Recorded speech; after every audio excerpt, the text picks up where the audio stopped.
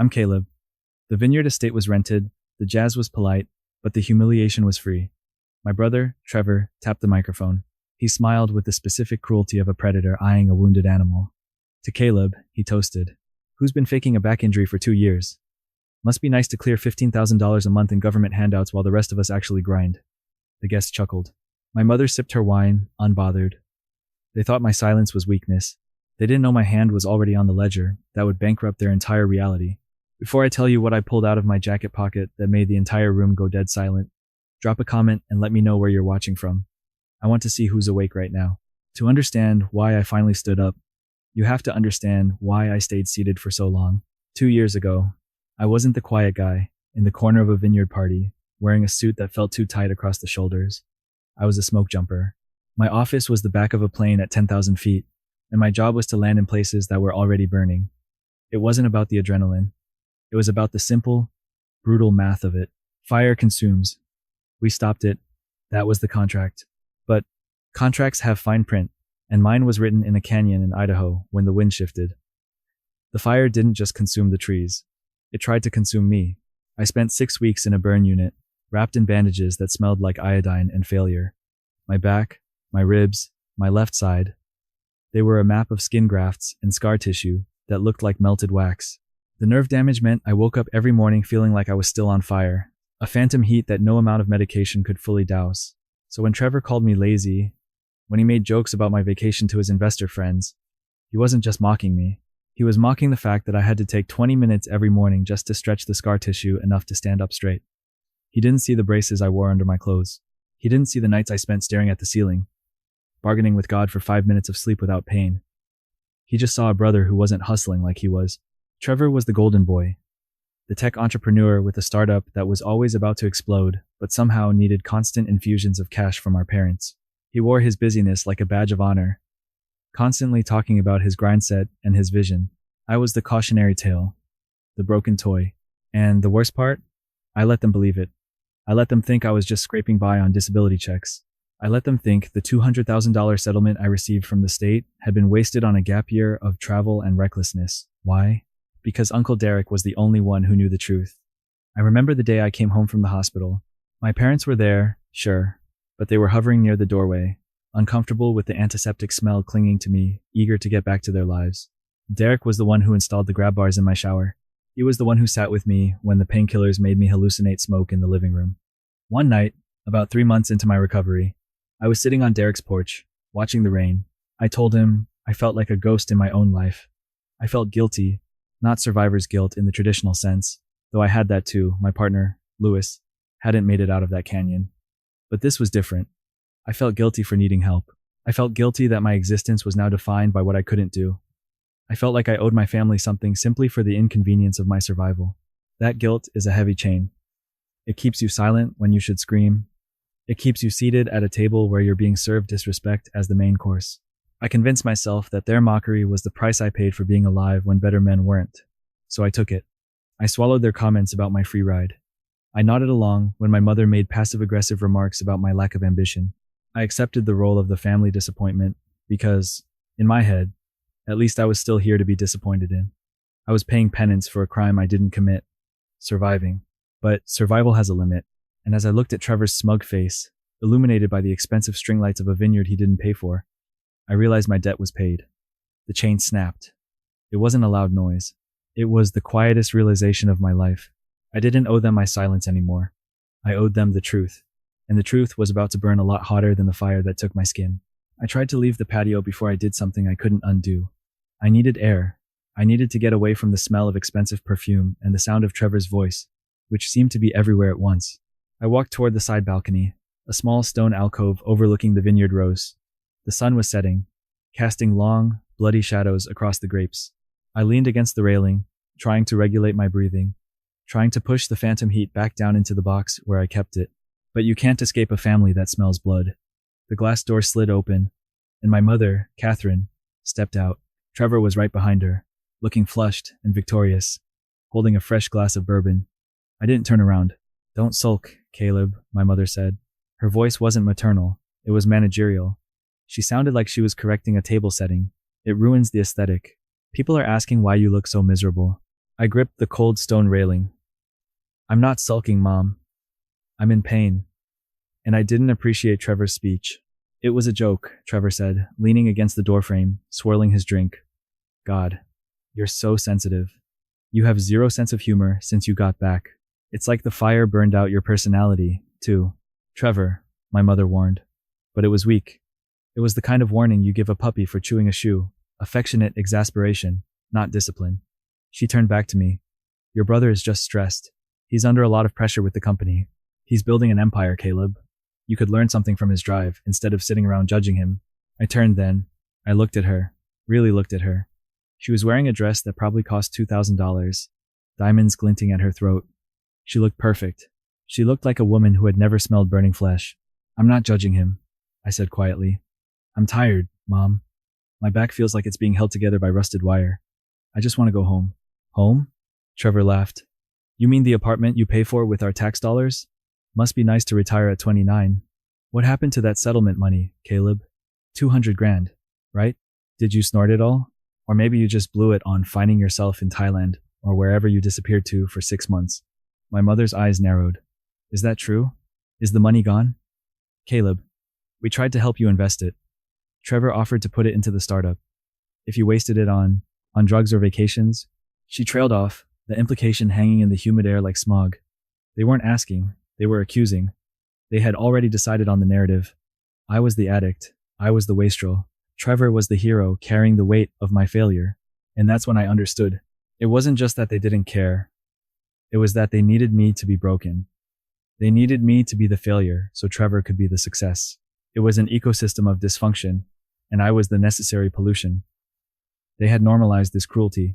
They called Trevor's bullying ambition. They called his arrogance confidence. And they called my silence weakness. They had reframed reality so thoroughly that they couldn't even see the monster standing next to them. They were protecting the parasite and starving the host. I didn't go to Thailand, I said, my voice steady, devoid of the emotion they wanted to see. And I'm not on drugs. Then show us the accounts, Trevor challenged, stepping closer, invading my space. Prove you're not just a drain on society. Prove you're worth something. My mother sighed, checking her reflection in the glass door. Fix your face, Caleb. We need to take family photos in 5 minutes. And please, try to look grateful. Your father worked hard for this night. Grateful. The word echoed in my skull. I looked at Trevor, smirking in his tailored suit. I looked at my mother, fussing with her earring. They wanted gratitude. They wanted compliance. They wanted the prop to smile and stay in its box. Okay, I said. I'll fix it. I walked past them, back into the main room. The jazz band was playing something upbeat, a saxophone solo that felt obscene against the pounding rhythm in my ears. Guests were mingling, holding little plates of canapés, laughing at jokes that didn't matter. I walked to the center of the patio, right where the spotlight for the speeches was still pooling on the floor like a spilled drink. I didn't take the microphone. I didn't need amplification for this. Hey, Trevor shouted from the doorway, his voice cracking slightly as he realized I wasn't following the script. Where are you going? The photographer is over by the vines. I stopped. I turned to face the crowd. 50 faces looked back at me, cousins, business partners, neighbors who had known me since I was a child. They looked bored, expectant, mildly annoyed at the interruption. They were waiting for the prop to get back in line. They were waiting for the leech to apologize for taking up space. I reached for the top button of my dress shirt. This wasn't a performance. It was an autopsy of their lies. My fingers, usually stiff in the evenings from the tightening scar tissue, moved with surgical precision. 1 button. 2. The room went quiet, but it was a confused quiet. A nervous titter ran through the back of the crowd. People whispered. Was he drunk? Was he having a breakdown? Was this some kind of protest? I didn't rush.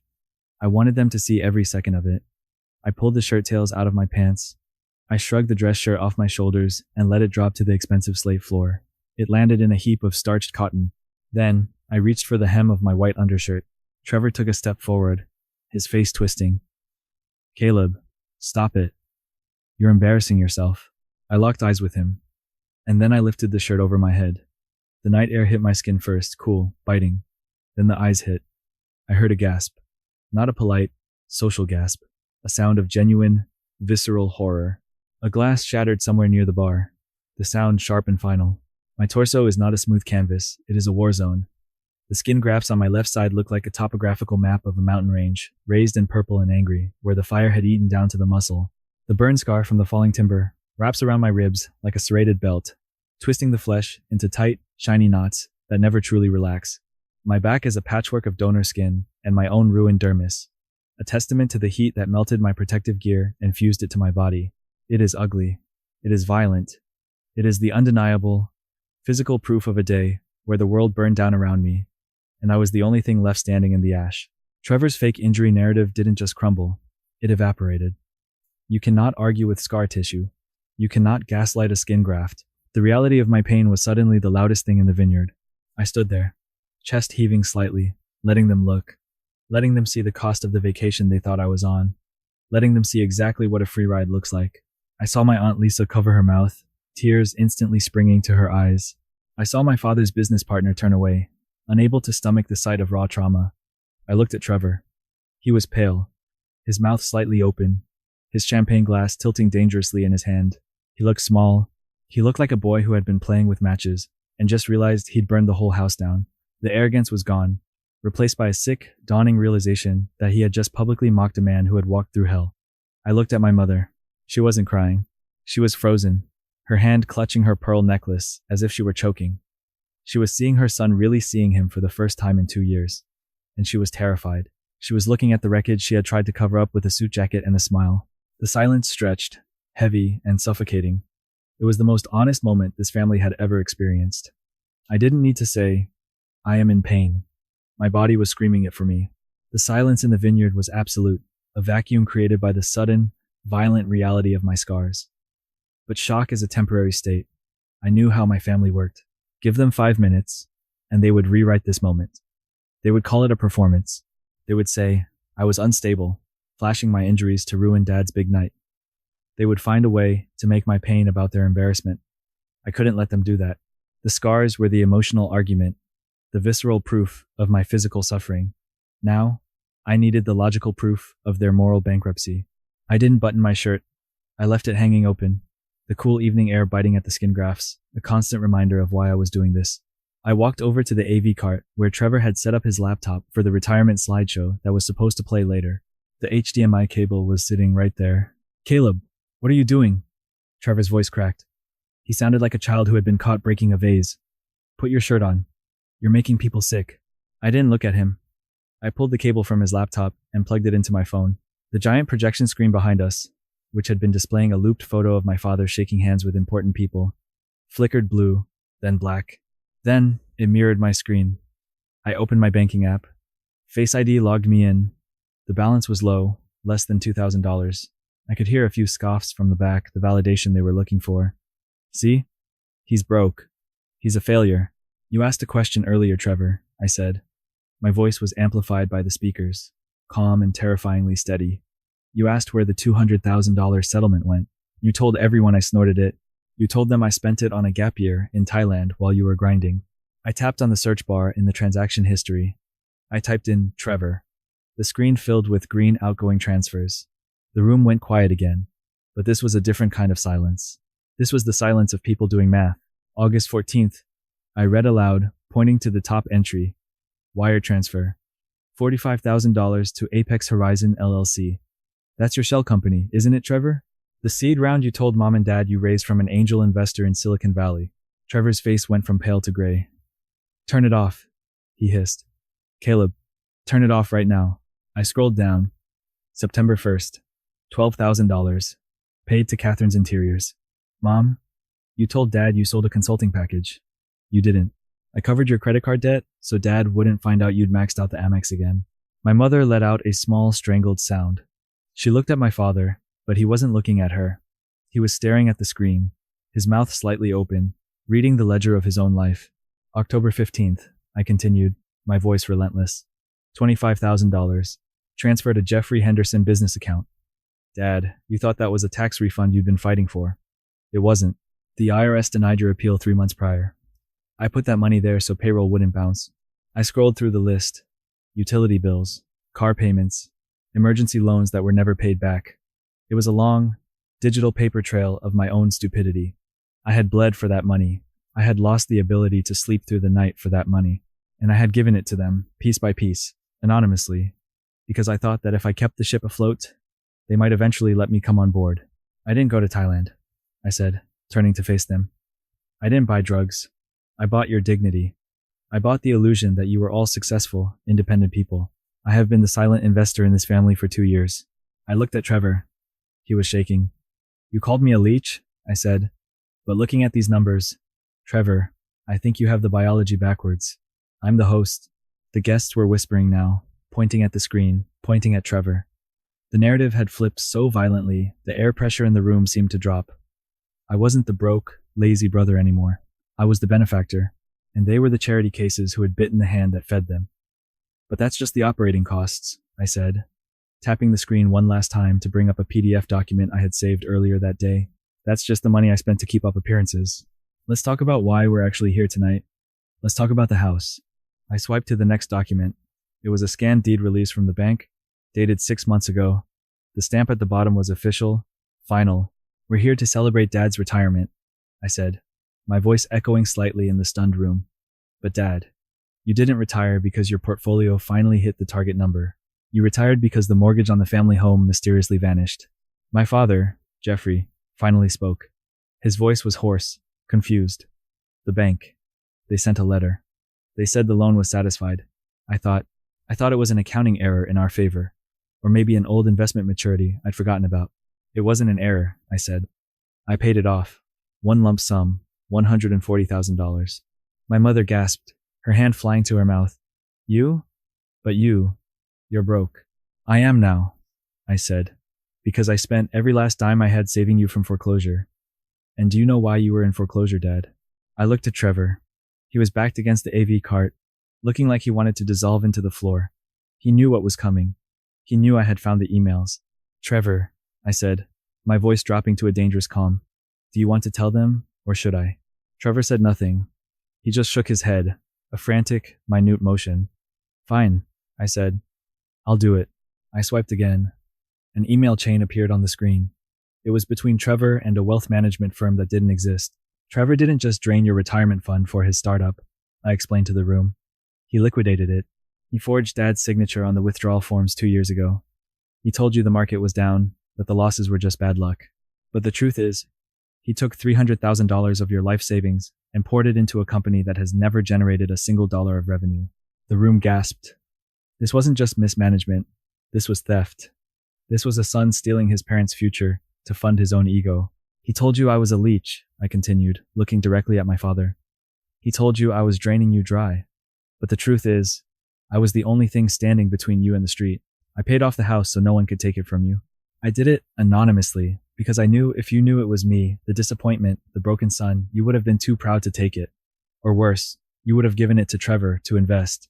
My father looked at Trevor. The look on his face wasn't anger. It was a devastating, total comprehension. He looked at the son he had bragged about, the son he had held up as the gold standard, and he saw a thief. Then he looked at me. He looked at the scars on my chest, the evidence of the pain I lived with every day, and he realized that while he was mocking my fake injury, I was quietly buying back his life. Trevor told me the house was safe, my father whispered, his voice trembling. He said he handled the refinancing. He lied, I said, just like he lied about his investors, just like he lied about my drug problem, just like he lied about everything. I unplugged the phone. The screen went black, plunging the room back into the dim ambient lighting of the vineyard. But the damage was done. The truth was out, stark and undeniable. You called me a parasite, Trevor, I said to my brother, who was now weeping silently, his face in his hands. But a parasite needs a host to survive. I don't need any of you. I never did. You needed me. I buttoned my shirt, wincing slightly as the fabric brushed against a particularly sensitive graft. The house is yours, Dad, free and clear. Consider it my final payment for raising me, but don't expect another dime, and don't expect to see me at Thanksgiving. I turned to walk away, leaving them in the ruins of their own making. I turned my back on them, but I didn't get far before I heard the click of heels on slate. My mother caught up to me near the edge of the patio, her hand reaching out to grab my arm. But then she saw the exposed skin of my shoulder, the way the graft tissue pulled tight against the muscle, and her hand hovered in midair, trembling. She couldn't bring herself to touch it. She couldn't bring herself to touch me. Caleb, she choked out, her voice thin and reedy. We didn't know. You never told us it was like this. I looked at her hovering hand. For years, I had craved that touch. I had wanted her comfort. Now, looking at her manicured nails hovering inches from my scars, I felt nothing but a cold, heavy exhaustion. You didn't want to know, I said. You wanted the version of me that fit in the Christmas photo. You wanted the son who didn't remind you that bad things happen to good people. You wanted the lie, Mom. So I gave it to you. We can fix this, she pleaded, looking back at the projection screen where the evidence of Trevor's theft was still glowing in the dark. We can go to therapy. We can. I don't need therapy to deal with you, I interrupted. I need distance. My father hadn't moved. He was still staring at Trevor, who was now sitting on the floor, head in his hands, surrounded by the wreckage of his own ego. The guests were gone, scurrying away to their cars to text the gossip to everyone in town. The retirement of the century was over. I felt a hand on my shoulder, not my mother's. This grip was heavy, calloused, and warm. I didn't flinch. Uncle Derek stood beside me. He didn't look at the scars with horror. He looked at them with recognition. He gave my shoulder a squeeze, a silent transfer of strength. You did good, kid, Derek said, his voice rough. You carried them long enough. Put the load down. I nodded. My throat felt tight, but my eyes were dry. I'm going, Derek. I know, he said. Don't look back. There's nothing here but ash. I walked to my truck. It was an old diesel, the only thing I'd bought for myself in 2 years. I climbed in, the leather seat cool against my back. I didn't look at the house. I didn't look at the vineyard. I keyed the ignition, and the engine roared to life, drowning out the silence I left behind. I drove for 3 hours. I drove until the smell of expensive wine and desperate performative wealth was replaced by the scent of pine needles and damp earth. I drove until the city lights faded into the rearview mirror, replaced by the crushing darkness of the mountains. I pulled up to the small cabin I'd rented. It wasn't much, just a single room with a wood stove and a view of the tree line. It was quiet. Real quiet. Not the tense silence of a family dinner where everyone is waiting for the other shoe to drop, but the deep, ancient silence of the woods. I stepped out of the truck. The night air was freezing, but for the first time in 2 years, the phantom heat in my skin was gone. The burning sensation that usually kept me awake was quiet. I sat on the porch steps and looked at the stars. I thought about the money. I thought about the house I'd saved and the brother I'd exposed. People talk about revenge like it's a dish served cold, but they're wrong. Revenge is just accounting. It's balancing the books. They took my dignity, and I took their delusions. The ledger was finally zero. I didn't hate them. Hate takes energy. Hate is a fire you have to keep feeding. I was done with fire. I felt lighter, like the heavy, wet blanket of their expectations had finally been lifted off my shoulders. I was scarred. Yes. I was broke. Yes. But I was free. My scars weren't a mark of shame anymore. They were a map. They showed exactly where I had been, what I had survived, and what I was capable of enduring. They were the receipt for a life I had bought back with my own skin. 6 months have passed since I walked out of that vineyard. People often ask me if my family tried to reach out, if there was some grand reconciliation or a dramatic legal battle. The truth is quieter, and in some ways, more satisfying. I didn't sue them. I didn't need to. The truth has a way of doing the heavy lifting for you. 2 weeks after the party, my father filed charges against Trevor. It wasn't out of integrity, it was out of survival. The IRS audits that followed the exposure of Trevor's creative accounting were brutal. It turns out, you can't forge signatures and liquidate retirement funds without the federal government taking an interest. Trevor is currently awaiting trial for fraud and embezzlement. The tech genius who mocked my disability checks is now facing 5 years in a facility where the only grind is the one you do to survive. My parents kept the house, but it's a hollow victory. The community in our small town talks. They know who paid for the roof over Jeffrey Henderson's head. They know who kept the lights on while Catherine bought diamonds.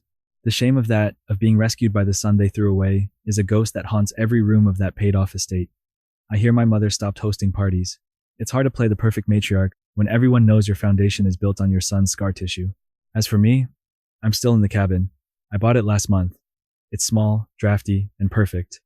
I spend my mornings on the porch, with a coffee, watching the mist lift off the mountains. The pain is still there, some nerves never fully heal, but it's different now. It's mine. It's not a weapon anyone can use against me. I started volunteering again. Not jumping out of planes, my back can't take that anymore, but working with a foundation that helps injured wildland firefighters navigate the system. I help them with the paperwork, the claims, the transition from hero to civilian. I help them realize that their value didn't burn up in the fire. Yesterday, I received a letter from Uncle Derek. No words, just a photo.